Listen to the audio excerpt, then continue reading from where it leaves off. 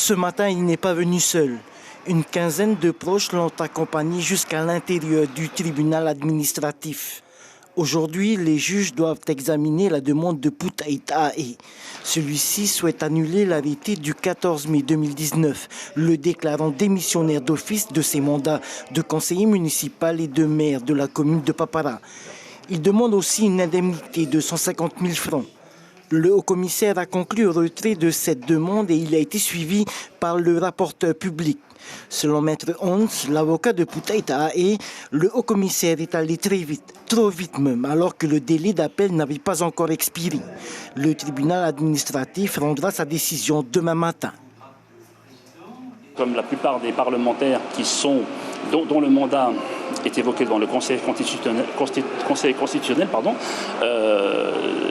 est systématiquement traité de la même manière, c'est-à-dire que l'inéligibilité, même quand elle est assortie de l'exécution provisoire, n'est mise en œuvre qu'une fois que la condamnation pénale est définitive. C'est ce que vous demandez pour... C'est ce que nous demandons, tout simplement. Pour l'instant, vous conseillez à tout être l'esprit Tabana de... Moi, je ne conseille pas, je lis la loi. Je ne fais pas d'interprétation, je lis la loi et aujourd'hui, à partir du moment où les recours sont suspensifs, il est toujours conseiller municipal. Du tribunal administratif, direction la correctionnelle.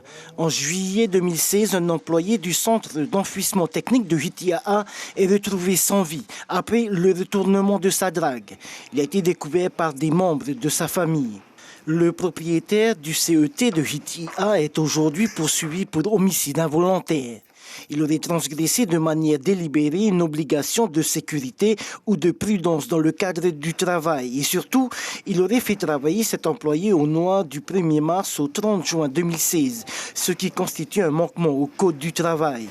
Le nouvel avocat de l'accusé n'ayant pas eu le temps de prendre connaissance du dossier, le procès a été reporté au 14 janvier 2020. L'information en continu sur Polynésie la première, Internet et réseaux sociaux.